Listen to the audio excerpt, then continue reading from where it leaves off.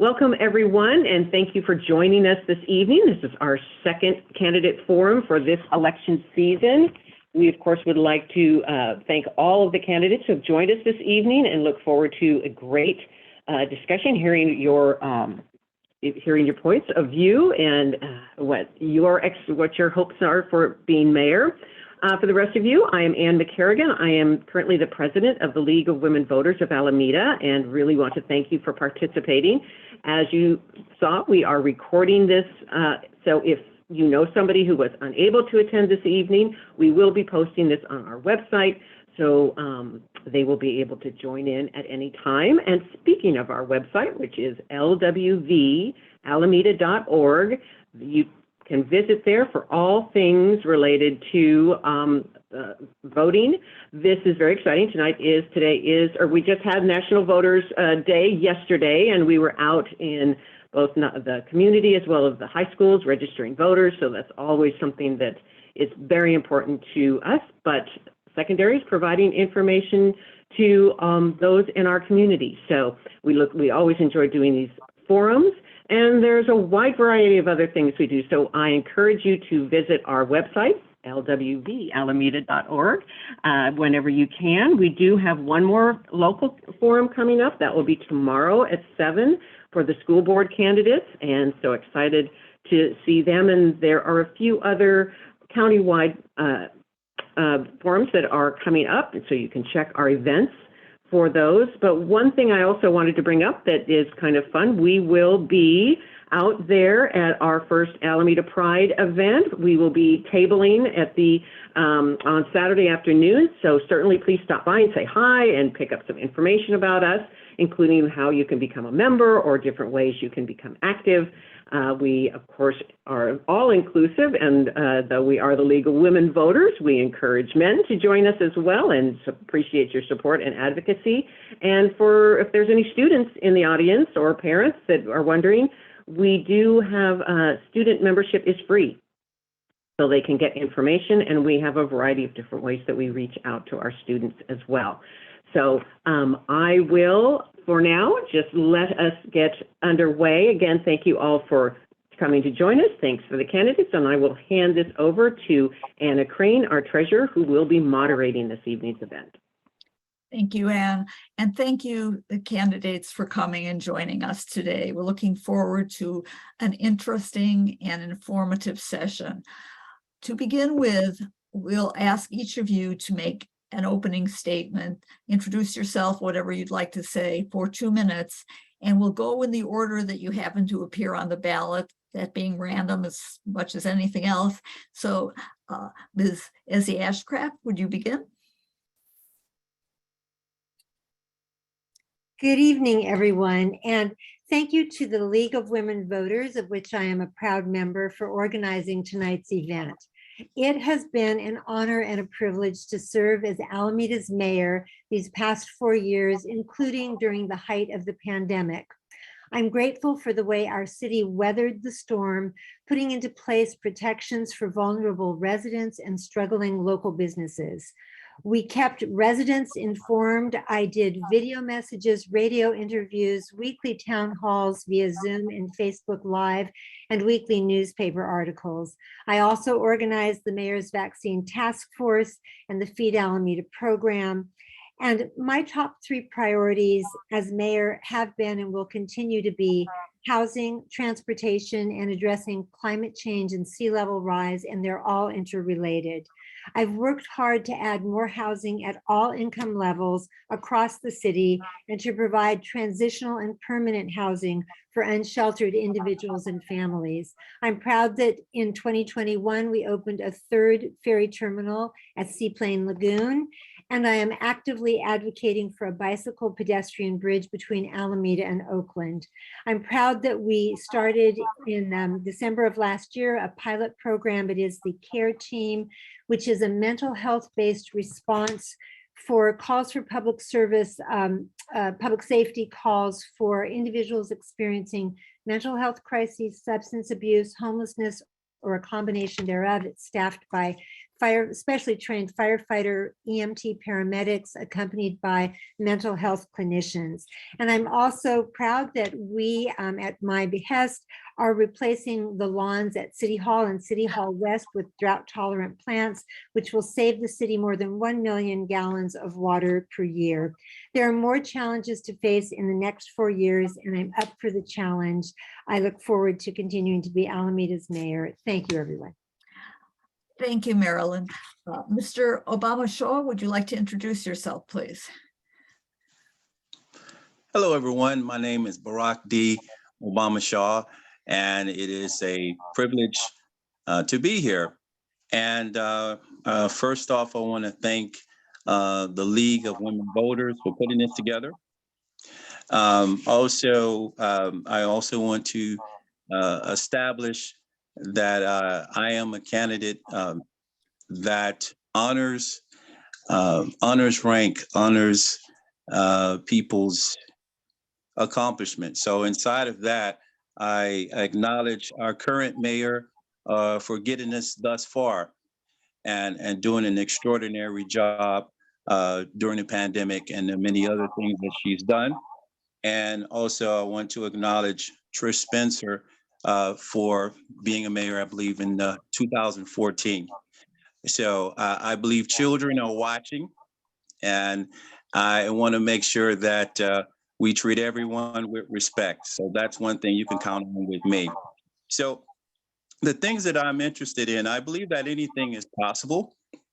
And I'm interested in children being safe in school. I love children and I love them so much. I just want kids to be safe. I want the police officers to be trained in the event of any emergencies with children. I'm interested in the homeless situation and Inside Out program, which has the homeless, someone's homeless, they can have a conversation with someone about what it is they're dealing with to actually get to the source of why they are homeless, not just to put someone in a house, an apartment, and you haven't got to the source of the problem. I'm creating a pay raise for school teachers, an interdependence program that would have a neighborhood watch so that people can take ownership of their city, and as well as creating an identity for Alameda. Thank you, Barack. Now I'd like Ms. Spencer to please introduce herself, if you would. Good evening. I also want to thank the League, and I want to thank my fellow mayoral candidates. And honestly, I hadn't met Mr. Shaw before, and it's a pleasure to hear him this evening. I am running for mayor because I think our city is actually in a city of crisis right now. Many of my friends, your neighbors, have left our city, sadly, because crime is rising. We have unfettered growth that isn't meeting the needs of our community members. We are missing the middle in regards to housing opportunities. And traffic is out of control. So those are my 3 points: safe neighborhoods, smart growth, and common sense traffic solutions. We must do better. We must change. I am known for being extremely transparent, welcoming to the community, reducing barriers to bring more people into the conversation. I want to open City Hall. The digital divide is real. We have people that cannot join us tonight because they do not have access to online Zoom, and they are being left behind. It is very sad. We must do better to make sure that we are reaching the needs of all of our community members.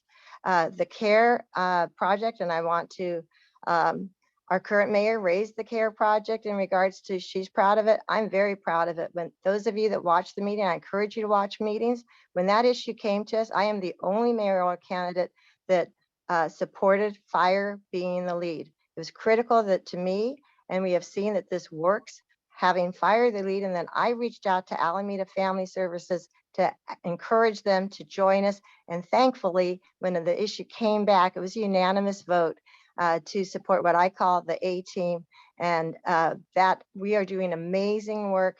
And it is because I reach out to the community and we work together. Thank you. Thank you, Trish. Okay, we're going to go into the questions, and again, you'll each have 2 minutes to answer the questions. We're going to start with you, Barack, for the first question, and let me read that to you now. The candidate statement, which is published with the voter information package, is one of the most powerful tools candidates have to get their message out to the voters. The fee to submit the candidate statement is significant. Should the city consider subsidizing the fee or take other actions to reduce the candidate's dependence on large donors? Go ahead, Barack, when you're ready.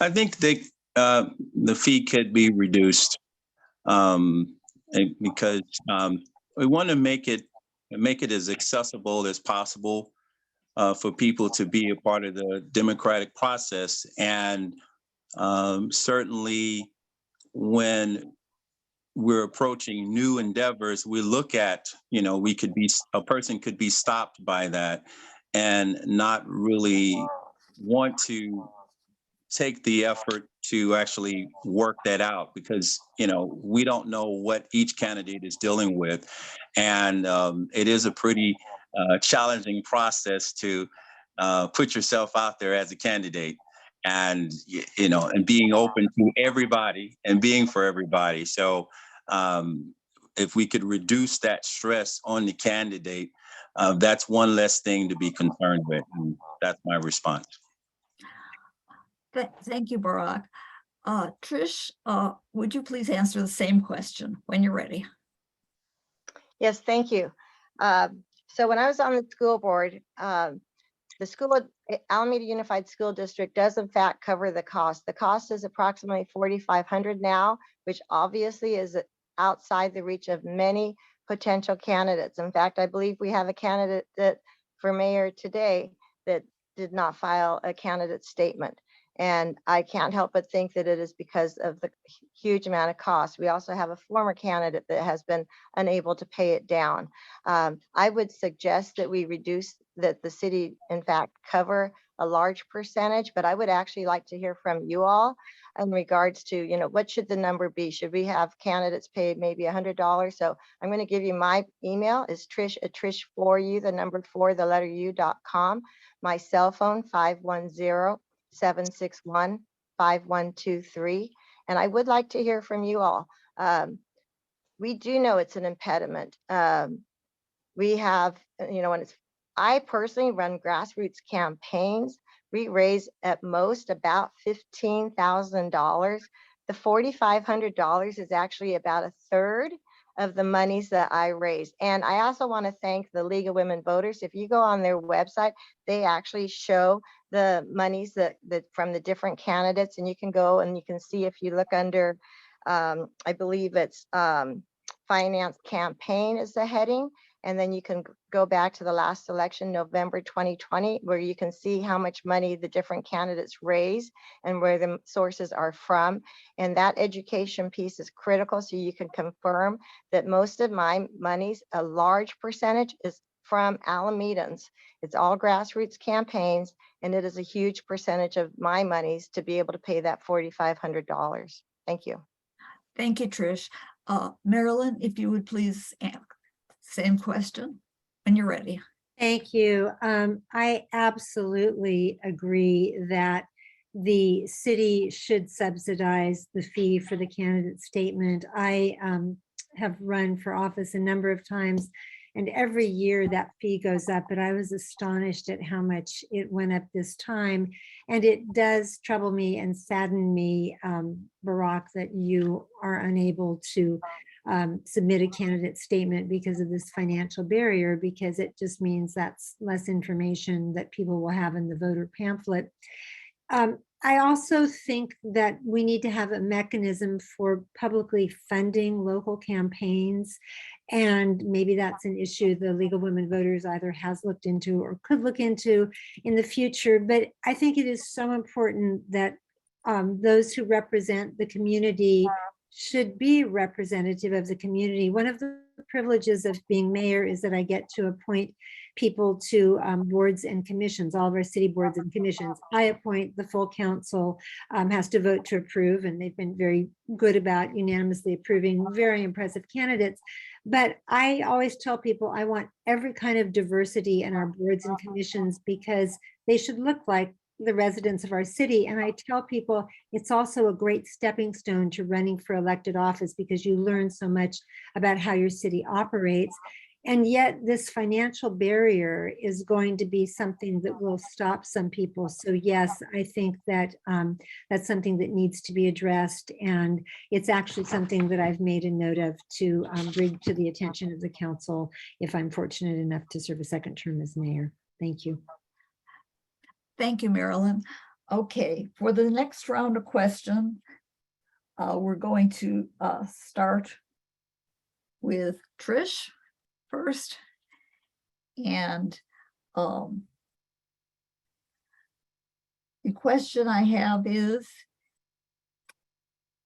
ranked choice voting is a system which ensures that selected officials are favored by the majority of those voting in the election. It's believed to reduce negative campaigning, which also helps control the cost, reducing negative ads. Do you favor the city council putting ranked choice voting measure on the ballot so the voters can decide if it's right for Alameda?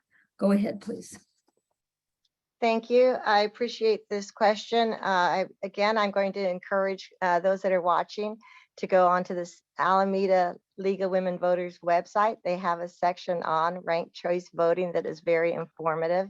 I have been looking at this issue, and in fact, I had reached out to some people in the league and asked about if I should bring a referral to have it discussed at the council level. And I was actually discouraged from bringing it at this time because it's my understanding that the league wants to continue its efforts with the community before it comes to the city council. I actually think that it is important to have it come to the city level because I think that that's where we are really successful at getting more people involved in issues.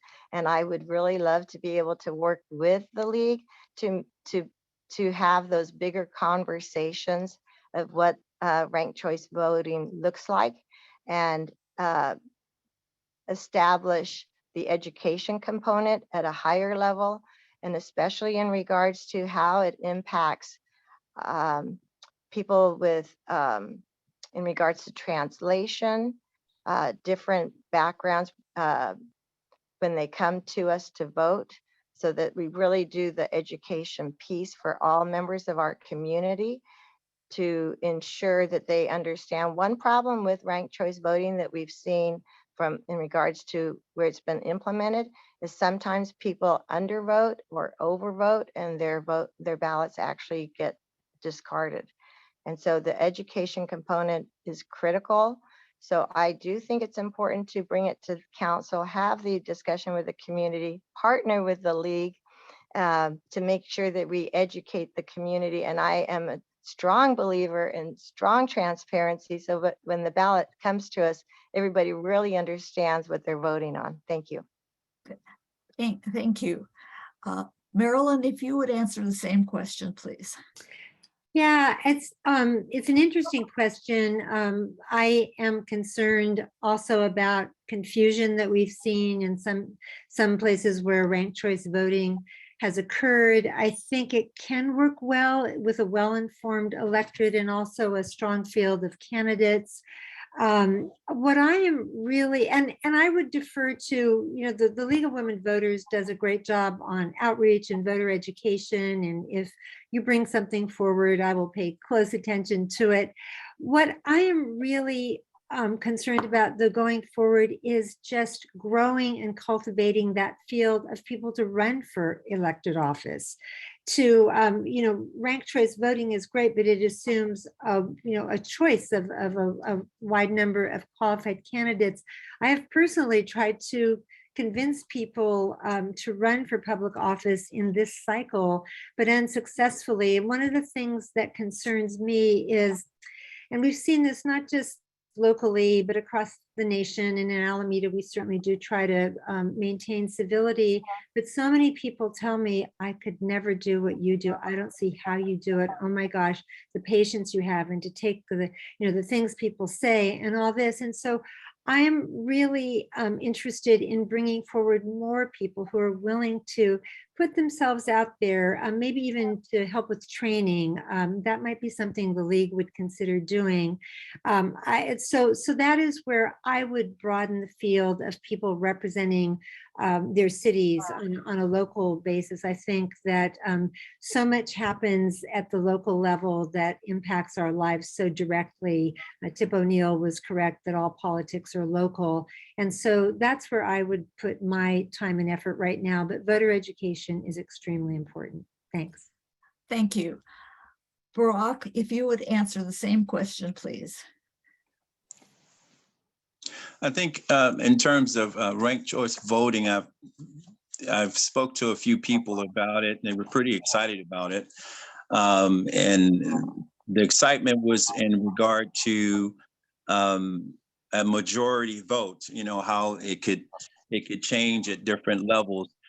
So the thing that's not clear for me, I think we need a model, something, because it's conceptual right now. We can't see it.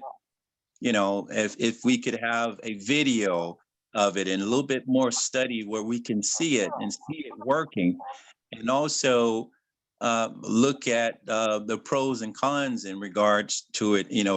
Is there any breakdowns that could possibly happen here? And have we looked at the breakdowns in the other places where we're having this, and and getting the feedback to make sure that we're making the right choice, because it's very important who our leadership is. And so anything that that may cause some confusion or be a barrier, we definitely want to remove it. So so my answer to it is, we want to do a little bit more research. I like to see it in action, and other people see it in action, and really test it, really test it to where there's zero errors because every vote counts. And every vote counts, especially when you're on this side. Every vote counts, and that's the most important thing. Thank you. Our next question will start with Marilyn, and the question is, Alameda faces many challenges in the coming year and has initiated projects to address them, including zoning for additional housing mandated by state law, addressing congestion and traffic safety, building resilience against the problems caused by climate change. These initiatives impact one another and require substantial support from city staff.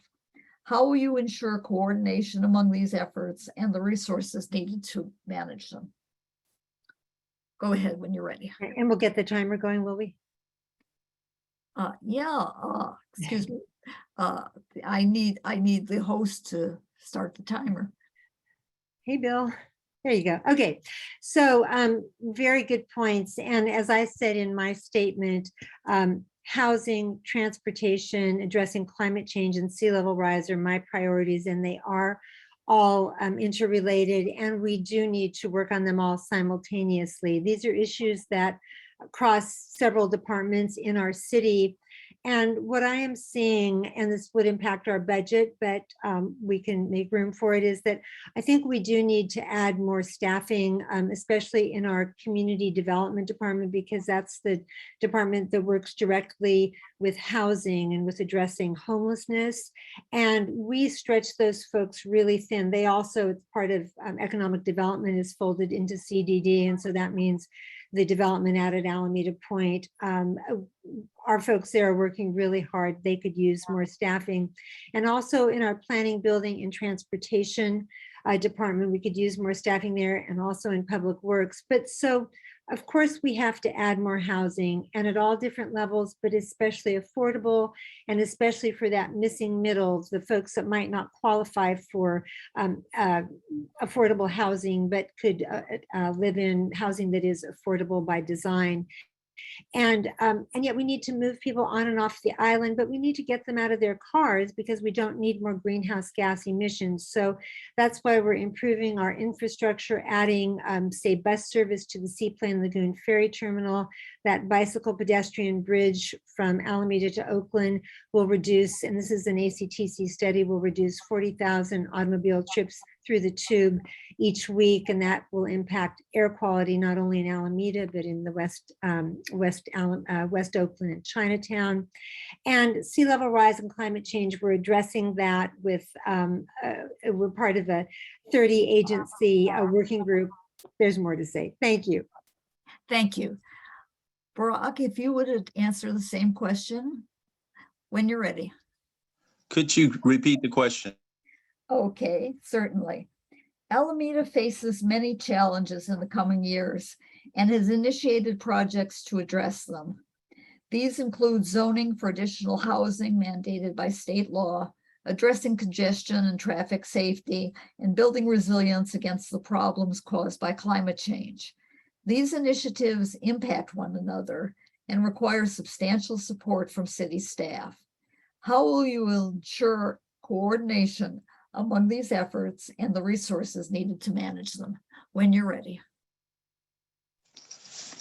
So as far as the zoning and the trafficking, so one of the things I would want to do is I would get in communication. Actually, I spoke to the chief of police to see where we are in terms of staffing there.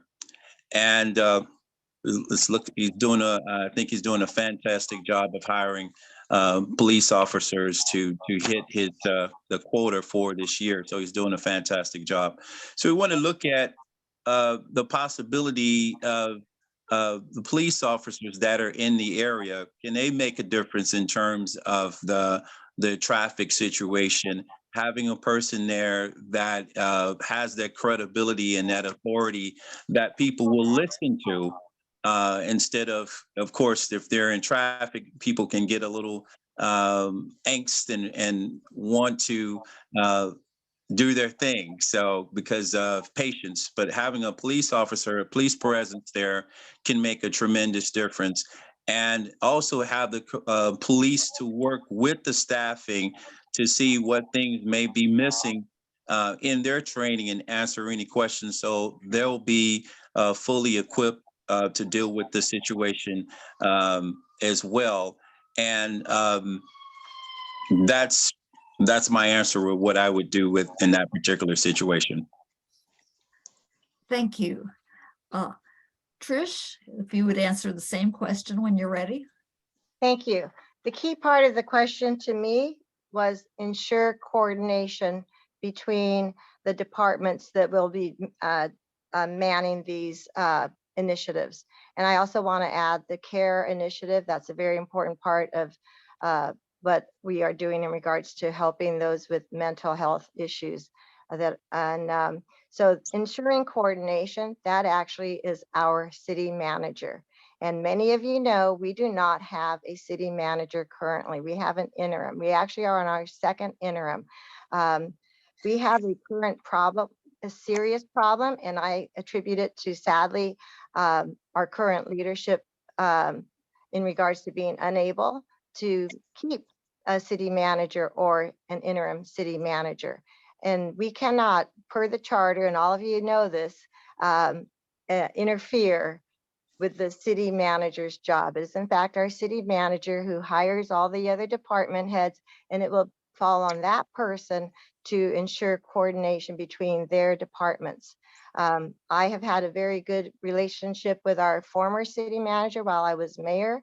And even though I did not vote for her initially because I sadly thought that she did not have all of the experience that our town requires, even though we have a town of less than 80,000, we have our own fire, we have our own police, we have a lot of development, we have a lot of, well, what you described, initiatives. So it's very important that we get a qualified city manager, and then that we work with that city manager and support them. And in regards to the funding, we actually are well funded.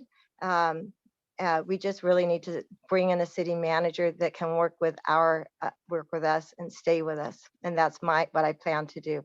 Thank you. Thank you. The next question, we will start with Barack. And the next question is, the California Surplus Lands Act requires that unused or underutilized property owned by the state or local agencies must be made available for affordable housing before it can be sold or placed under long-term lease. What use do you envision for the city-owned properties at Alameda Point? Please indicate whether they should be sold or leased and why. Go ahead when you're ready. Should they be sold, leased? So you had two parts of the question, right? Right. What What should we do with them, and should we sell them, or should we arrange leases? Okay, so we sell them or arrange leases, you're saying? Right. These are properties that are not currently being used, but the city owns. Yeah. Well, since the city owns the properties, and I think we need to utilize. Is someone talking? Okay, we need to utilize that space. You know, we really definitely need to do that. And in terms of the leasing, I think that if we did lease it out, that could be resources. That would be resources that for the city. You know, that resources for the city that's ongoing. You know, instead of just outwardly selling it, you'll get some money in, but if you're leasing it, then that would be a long-term situation where we know that that stream, that's an income stream. That income stream is coming in. We can count on that. We can bank on that, and allocate that money for wherever else we need. We may have a deficit somewhere where we know that we're in the black and not in the red. So that's what I would do about that. Thank you. Trish, if you could answer the same question when you're ready. Thank you. All right. In regards to the California Surplus Lands Act, what that means is that when the city has properties, for instance, out at the point that the city owns, before we sell it or lease it, we need to put it on this list so the public at large can look at this property and determine if they want to bid on it, and use it first for housing, below market rate housing is usually what the purpose of that is for. I support the Surplus Lands Act. I think it is critical that we offer it. However, the majority of council has in fact tried to get a waiver to get around that process, which I do not support. Getting to the second part of your question in regards to should the city sell or lease these buildings when they become available. While I was mayor and while we had other staff, the plan was that in fact we would try to sell as many of these buildings as possible so that we would then have monies for infrastructure. All of us know the infrastructure out at the point is in serious disrepair. However, if we rent the buildings, we do not receive these big lump sums of money, nor do we receive the transfer taxes that then give us the monies to do the serious work of the infrastructure. This council currently is debating this issue, and I do support the action we took in regards to hearing from a consultant, an economic consultant, before we make this decision, who will explain the pros and cons currently in regards to whether or not we should sell or lease the building. So this issue will be coming to us. I encourage all of you to watch for this issue when we get the report. And I think we should in fact wait till we receive the report to make this decision on the current buildings. Thank you. Thank you. Marilyn, if you would, when you're ready. I am ready. Thank you for that question. So what the Surplus Land Act, everything you said was correct. And it also allows us to lease property, but not leases. The lease can't be more than 5 years, which has some limitations. So I would say sell versus lease. It's not a one size fits all proposition. I think you have to look property by property. And one of the things that I've proposed to our interim city manager is, as Trish mentioned, this item is going, we've asked for it to come to the council for a workshop. It'll be a public workshop sometime before the end of this year. But before that happens, I would love to arrange a walking tour, or however people will get around, of these different properties under question, because you really can't tell a lot just from looking at a drawing or a diagram. And so what I would say is that the decision to sell versus lease, if we're leasing, we're the landlord, but we don't want to be a slumlord. And some of our properties are in serious disrepair. Do we have the revenue to be able to keep them up? Some properties are so iconic that maybe we don't want to sell them because we always want to have some control over them. And I think that you make that decision on a case-by-case basis. So the revenue is great, but you give up some control once you've sold it. But I do think that having this discussion with the consultant who's always also looked over the economic ramifications of this will be very helpful. And I've also told Andrew Thomas, who's our planning, building, and transportation manager, that one thing I'd like to do, and it was done a number of years ago when Marie Gilmore was mayor, we took a bicycle, walking, and bus tour out around Alameda Point before the development began. Now so much has taken place. I would like to take a follow-up tour to bring the public up to date with what's happening out there. So more to be determined on the sale versus lease question. Thanks. Thank you. Our next question, we will start with Trish. And the next question is, please discuss your view of Alameda's financial position in 22-23 and your priorities for budget allocations. When you're ready. All right, thank you. We have a serious problem that many of us know in regards to the unfunded pension liability. That number just continues to grow. When I looked at it most recently, it was over 300 million.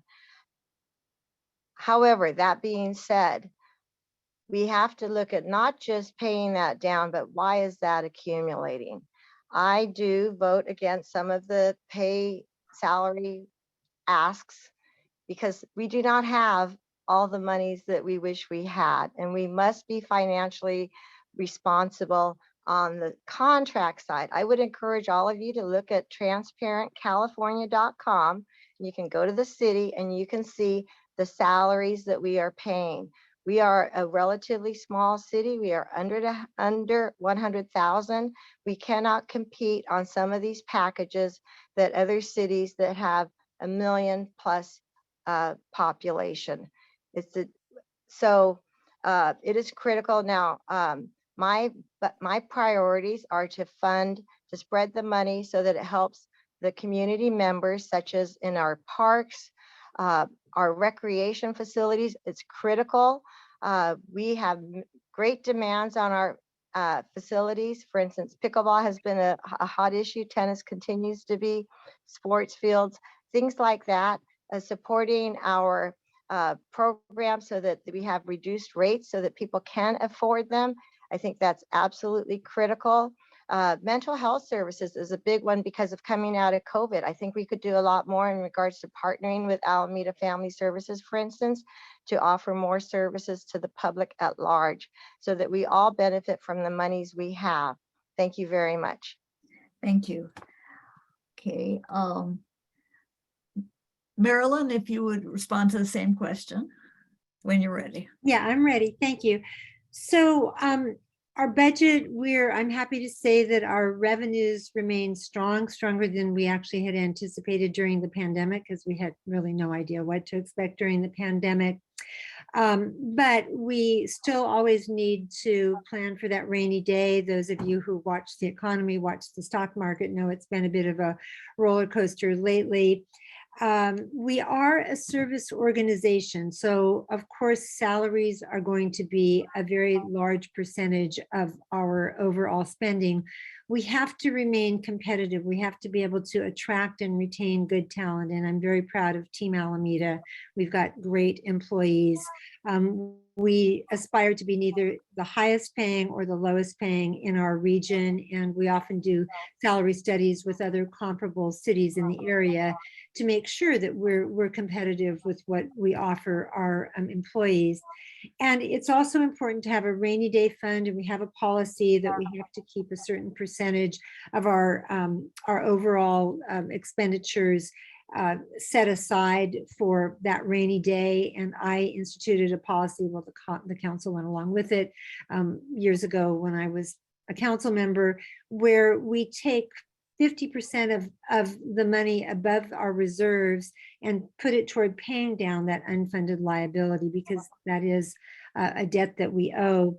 And then Alameda voters have an opportunity in November to help increase the general fund revenues without reaching into your own pockets, and that is to vote to increase our transient occupancy tax that people pay when they rent a hotel room in Alameda or an Airbnb. And that money, we just want to make our rate the same as our neighboring cities, San Leandro and Oakland. That money goes straight into the general fund to pay for the kinds of things like salaries, parks, libraries, roads, and it's a good thing to support. Thank you. Thank you. Barack, if you would answer the same question when you're ready. All right, great. It's a great question. I think that what's missing with Alameda is I talk to different people on the street. We're looking at Alameda having an identity, a purpose, a city with a purpose, just like Las Vegas has a purpose, just like Hawaii has a purpose. People go there and to enjoy themselves. We want people to be able to come to Alameda as well. So I'm interested in opening up Alameda and creating that central purpose that people know what we are about, instead of trying to hold on to all of the money and hope it doesn't go away. Yes, we got to spend it here. We need to open up Alameda and create tourism and having an abundance of resources coming in, and having corporations to bring their clients here to Alameda to find out what we're about. And of course, we're going to continue to manage the money we have as well. We just need to think outside of the box to actually create who we really are, and with creating who we really are, that's going to ensure a future of commerce, a future of people wanting to come to Alameda and having excitement in Alameda. I was walking on the street talking to one lady, 80 years old. She said, "I'm so bored. There's nothing around here for me to do. You need to do something. I'm bored here. Create something," because she has an Airbnb and she can invite people in. Only reason they come here is to get married or come to a wedding or something like that, or a funeral, and then they're out of here. So we want to have some excitement about Alameda, to know that we are here on the map and we are living life, and we're not just surviving life. Thank you. The next question will go first to Marilyn. And the question is, city council meetings are open to the public. However, because the meetings can stretch out over many hours and agenda items are sometimes variable, agenda times are sometimes variable, it can be difficult for interested parties to have an opportunity to express their views, and the period of time for non-agenda items is quite limited. What can be done to facilitate public input to the council? When you're ready. So yes, long council meetings are a concern of mine. I will tell you that I tumbled into bed at 2 o'clock this morning because we had a council meeting that went until 12:30 this morning. And I have, before I was mayor, I was part of a subcommittee that instituted speaking limits for council members because we didn't used to have any. That has helped somewhat. We have speaking limits for public speakers. We just thought that was fair and equitable. I do struggle with the length of our agendas. We have a lot of business to transact. Do we need to go to more than 2 meetings per month? Maybe. Do we need to start meetings earlier? Some cities do, but then that has implications for the public attending also. It is challenging because, for instance, we have a consent calendar that is normally routine items that are approved in one motion. That's the reason they're on the consent calendar. But people still have the opportunity to pull them and to speak on them. And so sometimes, like last night, we were still on the consent calendar at 8:30 at night, and we started a regular meeting at 7 o'clock. And so you can see how we went till 12:30. So I think we need to, and then, so the opportunity for non-agenda comments, I think is what you said. Something else I'd like to explore is doing workshops when we have something like, say, the housing element or the active transportation plan. Maybe rather than it be an agenda item, it needs to be its own separate special meeting, a workshop, and just take the time it needs without crowding it into an agenda. And League of Women Voters, I am open to your suggestions too, because trust me, I share your frustration and pain. Thank you. Thank you. Barack, if you would address the same question when you're ready. All right, great. So I would create a frequency is good too, but frequently asked questions around this, and to have people set them up to powerfully be inside of the meeting to get the most out of the meeting, to make sure they're prepared for what's in front of them. There's a law called the Parkinson's law from the 4-hour work week, and it talks about things take as long as the time you give it. The time expands. If you're trying to clean your room and it takes only 30 minutes, but if you give it 2 hours, it's going to take you 2 hours. If you give it 4 hours, it's going to take you 4 hours. If you give you 30 minutes, you'll get it done in 30 minutes, maybe 20 minutes. So it's being intentional about the time. Also, the other thing that you want to look at is when people are speaking, to make sure that people are clear about what it is that they're speaking about, like the heart of the matter, the issues that they're speaking about, which is different from the emotional component of the meeting, of what they're saying, because a lot of people are so passionate when they're speaking, and you're left more so with maybe the passion and the upset, but you don't really get to hear the meat of what it is that they're really talking about. So I think that's very important. And the other thing I would do is make sure people are complete before they come back to the next meeting.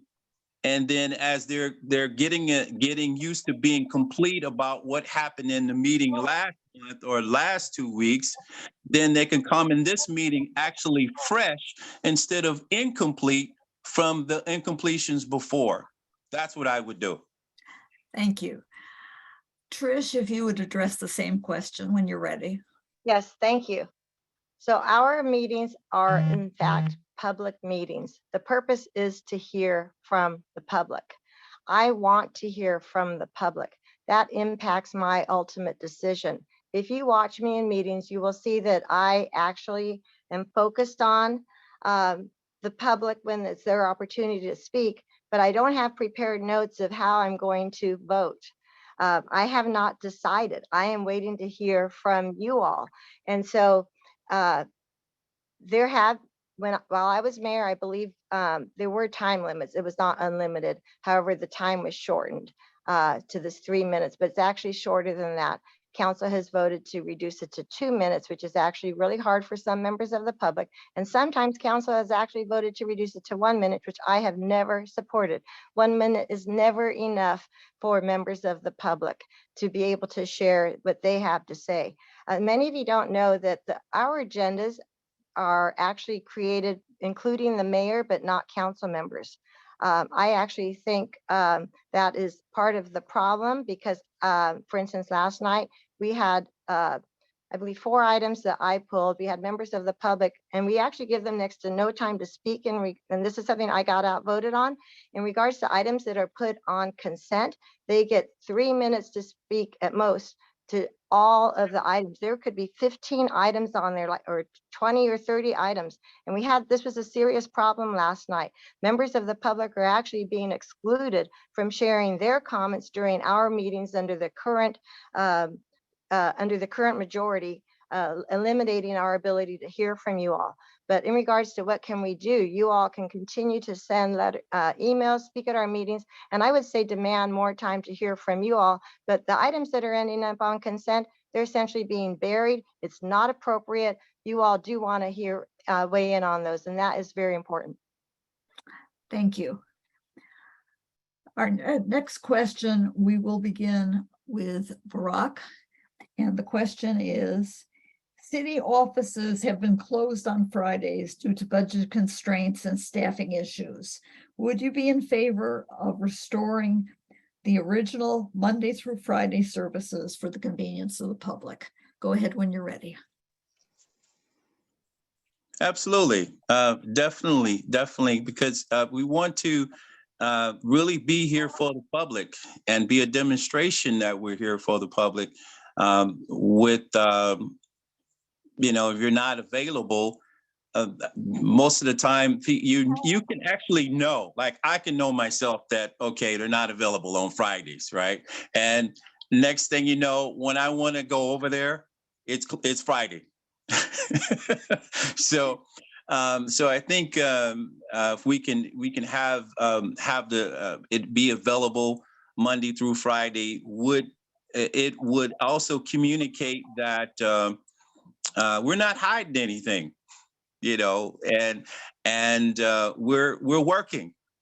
And because I've heard a comment about that too. Well, what are they doing there? What are they, why they're not available other places? And that's the other thing. We compare other places. Why the other places are available and our place not available? So I'm definitely for opening up everything and being responsible, and also communicating if people have COVID, to be responsible about that, and being friendly, and welcoming to the whole public, and let them know that this is your Alameda and we work for you, not the other way around. This is your Alameda. So that's what I will put in place. Thank you. Trish, if you would address the same question, please, when you're ready. Thank you. I wanted to share my understanding of the history of when the city went to 4 days was back when John Russo was our city manager, and it was actually a cost-saving measure when we needed to tighten our belt. And contracts were negotiated with employees, but it was intended to save money. As we all know, we may be going into that time again where we may actually have to tighten our belt. So moving forward, I'm actually not sure if we will want to expend those monies. I do want to share that recently I was able to discuss the hours that City Hall was not open, and the hours are supposed to be 8 a.m. to 6 p.m. and the 4 days a week. That was not happening until recently. And I brought it up to our interim, Nancy Bronstein, in regards to why are we closing earlier? Like some departments were closing at 5 p.m. instead of 6, which is actually very inconvenient for many residents. And she did look into it, and it's my understanding that we are back to the 8 a.m. to 6 p.m. Monday through Thursday. Some cities alternate Fridays that they're open. We know some, for instance, the DMV in some cities do that. And that is something that I think we might, which is in between. Maybe we alternate Fridays. to offer more accessibility to members of the public to City Hall. And I do agree with mayoral candidate Mr. Shaw in regards to we are here to serve the people. I love hearing from the members of our community. When I returned to council, there was a woman that was having a serious problem trying to communicate with permits, and that was when permits was closed. And I was able to actually facilitate interaction between her and permits so that she could be telephonically, and she had a language barrier to communicate with staff, which is really tough. Thank you. Thank you. Marilyn, if you would address the same question. Yes, thank you. I will. So in order to go from a 4-day work week to a 5-day work week would require changes to the MOUs, the memorandums of understanding that we have with our various labor groups that we are just wrapping up the contracts for. But I do want you to know that our city staff work very hard. They may work 4 days a week, but those are 10-hour or 8.5-hour days, 4 days a week. And it's not all city departments. Of course, our public safety employees are working 7 days a week. Our library staff, libraries, you can find a library open in Alameda 7 days a week. Public Works, Park and Recreation. So I think it is, of course, important to be friendly and welcoming, but that we've worked pretty well with the system that we've had in place for as many years as it has been. And the other thing to note, though, is that our city department heads generally work 5 days a week. I think the city clerk tends to work 4-day work weeks, but long days, and she's often here for evening meetings.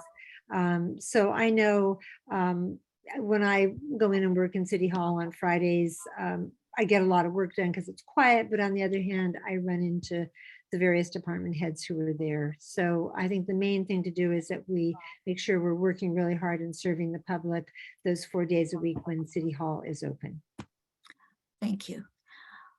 For our next question, we will begin with Trish. And the question is, if you are elected mayor, what are your major goals, major things you hope to accomplish in the next 4 years? All right, first of all, I'm going to continue the conversation from the last question, because my first goal would in fact be to open up our meetings, to bring the public back into and welcome the public back into City Hall. And I have continued to advocate for a hybrid model. Other cities have done this so that those that we know that there have been some benefits. Some people love calling in, and I get that. Other people, unfortunately, are unable to. And we had many complaints of people having their hand up and not being recognized and being unable to share their comments. And of course, the digital divide is real. Not everyone has access via Zoom. So my first priority would be to open our doors, welcome people into our public meetings safely. Of course, we can do this because most of us are out in the public right now. We do many things in person. And what is government's first role? It is democracy. And democracy happens best, I believe, in person. So that my first priority is to open City Hall to the public so that we can in fact implement the democratic principles of our society. Second, in regards to big issues, crime, we have got to continue to figure out how to reduce crime. It is critical that all of us feel safe in our home. We feel safe in our community. We know when we go outside, if we have a car, that it's still going to be there. We have many criminal incidents occurring we've not had before.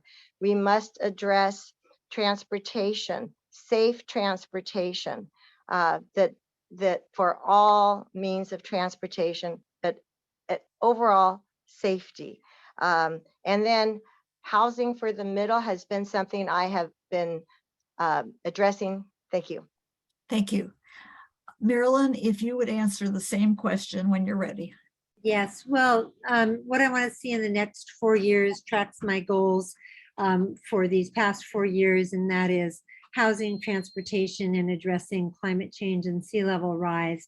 So I want to see us make significant progress adding more affordable housing and across the island. We have some really exciting opportunities to do things like revitalize failing shopping centers by doing a mix of housing and retail. And that's a model that's successfully been done in other cities. I am excited to see the Wellness Center open, which is a wonderful project. It's assisted living and a medical clinic and resources for frail elderly homelessness, because I want to see Alameda make a significant dent in reducing the number of homelessness on our streets. We also, next year, will be opening Dignity Village, which is transitional housing out near the College of Alameda track and field, transitional housing for formerly unsheltered individuals and couples that will help them then transition from this supportive housing into permanent housing. It's one of the ways we are going to solve the homelessness crisis in our city, in our state. I want safe streets so we can encourage more people to walk and bike and not use single occupancy and gasoline powered automobiles. And we need to provide the infrastructure, whether it's bike lanes, cycle tracks. I want to see progress moving forward on the bicycle pedestrian bridge from Alameda to Oakland. I want to see the further development of Alameda Point, which is a wonderful opportunity to add more housing, but also businesses to add those jobs back that we lost when the Navy left. And of course, we want to continue to increase public safety. Last night, this council voted to allow the police department to use license plate readers, not just at our portals, but also in areas where the crime statistics show there have been upticks in crime. Thank you. Thank you. And Barack, when you're ready to answer the same question.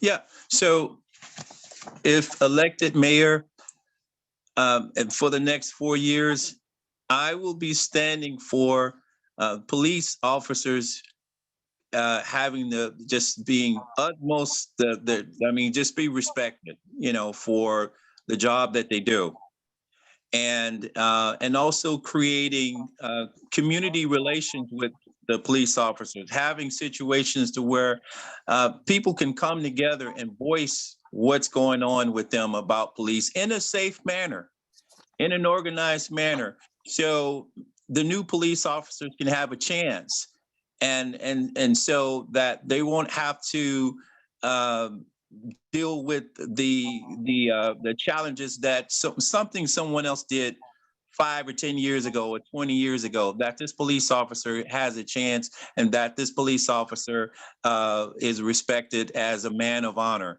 And I stand as my campaign is Honor We Stand.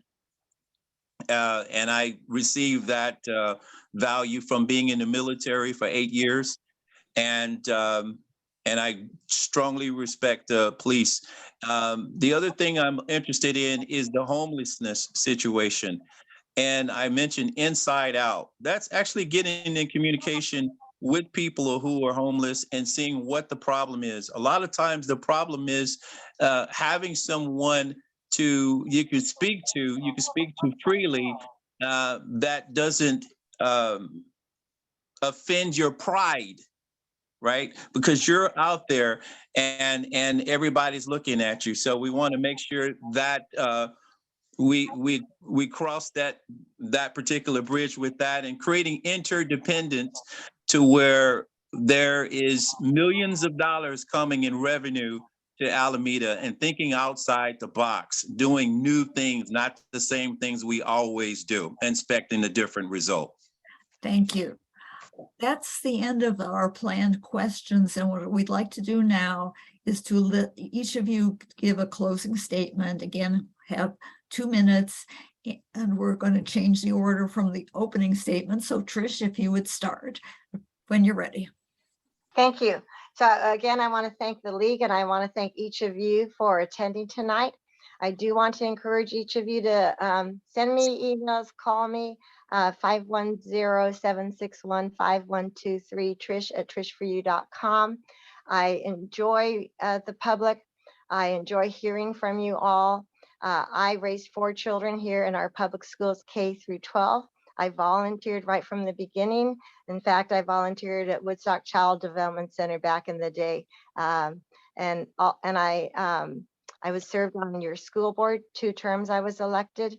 I in fact, from my prior experience on the school board working with Alameda Family Services, that I knew of their organization to encourage them to apply and to support them as opposed to Felton, which is why I think honestly it's working so well. It is because of, and I also, I had brought art in City Hall. We have an amazing artist community that I love supporting, and we have an amazing town, and we are very, very fortunate. I support our local businesses all the time. Many of you see me out and about, and we're very fortunate to have our musicians, our local places of entertainment, and tourism is extremely important to our town. We do have a tax measure on the ballot this November, transient occupancy tax. It will impact the taxes on our hotels and Airbnbs. I do not support that. It's not the right time. We must support our local community. And people know when they pay more taxes, they go elsewhere. Let's support Alameda. I'm all about Alameda. I'm for you. TrishForYou.com. Thank you. Thank you. Barack, I would like you to give your closing statement when you're ready. So it is said that without a future, the people perish. So I'm interested in Alameda having a 30-year plan, which is far beyond me. You know, I don't know what I'll be doing then, right? But I'm interested in Alameda succeeding. And I'm being a visionary, just like when Alameda became, I believe in, 1902, became an island.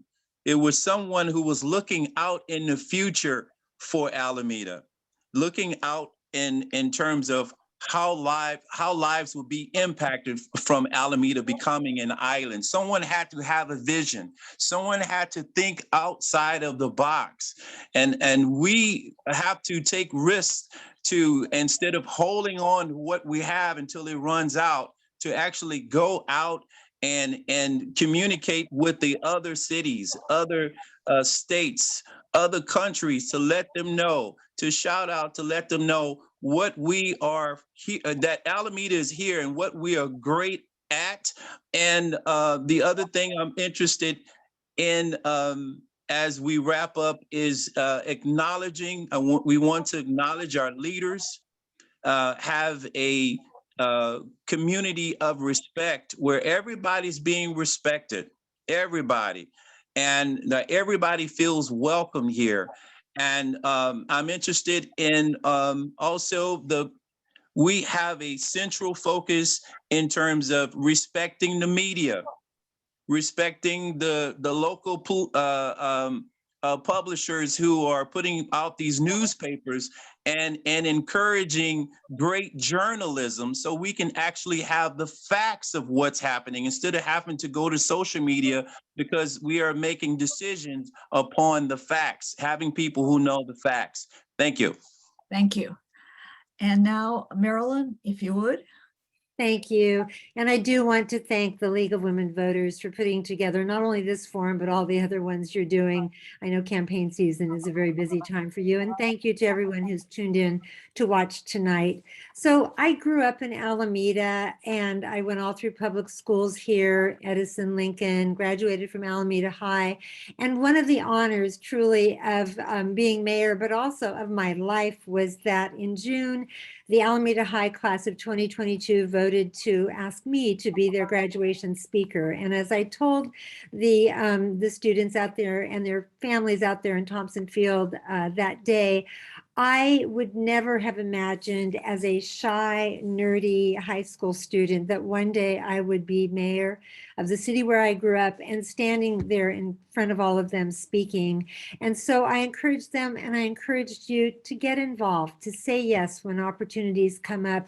There's so many different ways to serve your community. And one of the things I love about running for office is actually walking door to door and talking to our residents. You are amazing. I'm so proud to be your mayor. And it has been such an opportunity to learn from others because I'm part of the U.S. Conference of Mayors, part of the League of California Cities. I've chaired a statewide policy committee on housing, community economic development. I've been president of the Alameda County Mayors Conference, where I've worked closely with the other 13 mayors of our county. We learned from each other. We don't need to reinvent the wheel. And especially during the pandemic, we learned ways to help our communities move forward together to stay strong. I'm so proud of the work that we've accomplished. We have some really important work yet ahead of us that is very serious: the housing, the transportation, addressing sea level, climate change. These are existential threats to our island existence, but we can achieve great things together. So I so appreciate the time to address you tonight. Thank you. Thank you. Okay, now we're going to turn it over to Ann McCarrigan for closing words. Ann, you are mute. That famous, you're still muted. Oh, like I say, I've only been doing this a few years now. Anyway, thank you so much to the candidates first place, because once again, you've shown that we can have these great informational sessions, that they're done very respectfully, very informative to our voters, which is so valuable to our community. So thank you so much for that. Also, I want to thank Anna for a great job of moderating, and in the background, Bill, who's been managing that timer. That's let me tell you, that's the stressful job. Again, I hope that you all come out and see us on October 8th and visit us at the Alameda Pride at the park. And if you don't know about Alameda Pride, please go to alamedaca.gov. It's our first and hopefully one of many. So you can find, there's all sorts of wonderful events from Friday the 7th through the 9th. And so we really want to support the work that they're doing, and it will just be a fun time. And again, see you tomorrow for the school board candidates. And again, as you've heard from some of ours, that please visit the League of Women Voters website, LWV, alameda.org. There is a wide variety of information that we provide, or we can have connections for both state and national, and that's where you can become a member, and we'd love to have you join us. All right, I think that's it. Thank you all again, and hope you continue to have a wonderful evening. Thank you. Thanks, everyone. Bye-bye. Good night, everyone. Good night.